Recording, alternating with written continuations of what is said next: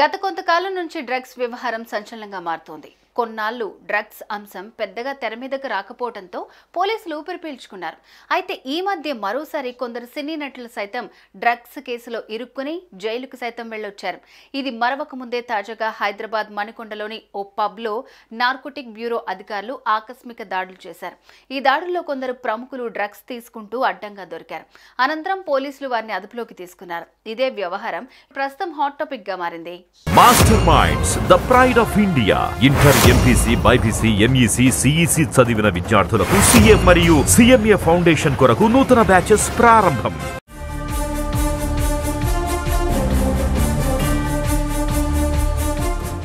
హైదరాబాద్ కాజాగూడలో ఉన్న the cave puff క్లబ్లో drugs తీసుకుంటున్నారని పోలీసులకు సమాచారం అందింది.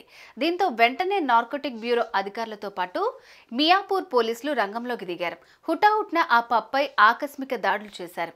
అయితే పోలీసుల రైడ్ చేసిన సమయంలోనే అక్కడున్న దాదాపు 50 మంది ప్రముఖులను అదుపులోకి తీసుకున్నారు. ఆ తర్వాత వాళ్ళందరికీ డ్రగ్స్ పరీక్షలు జరపగా అందులో 24 మంది మాదక ద్రవ్యాలు తీసుకున్నట్లుగా నిర్ధారణ అయింది.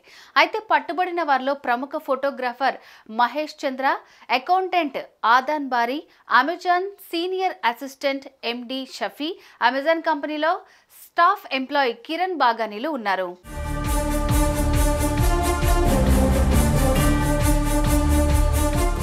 ఇక వీరితో పాటు ఎవరెస్ట్ మసాలా వ్యాపారవేత్త Manish Girdhar, animator Chitram Pujith, musician Abdul Ayub, business man Mohammed Rafi ఉన్నారు. వీళ్లే కాకుండా degree student Sai Praneeth, software engineer Kumar, TCS ఉద్యోగి నేరేడుమల్లి సందీప్, బిఎఫ్ఎక్స్ ఆర్టిస్ట్ పోతూరు వంశీకృష్ణ, వ్యాపారవేత్త MD Raja, DJ operator Sandeep Sharma, Gaurang, మధుసూదన్లతో పాటు accountant Nawazuddin, civil engineering Rohit Varma తదితరులు పోలీసులకు పట్టుబడ్డారు. అనంతరం పోలీసులు మీడియాతో మాట్లాడి కీలక విషయాలు వెల్లడించారు.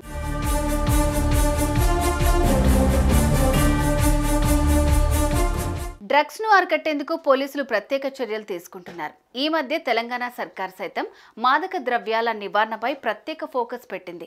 ఈ క్రమంలోనే పబ్లో ఏకంగా డ్రగ్స్ తీసుకుంటూ 24 మంది పట్టుబట్టం అనేది తీవ్ర కలకలంగా మారుతోంది. సుమన్ టీవీలో మీ పర్సనల్ అండ్ బిజినెస్ ప్రమోషన్స్ కోసం కింది నెంబర్కి కాంటాక్ట్ చేయండి.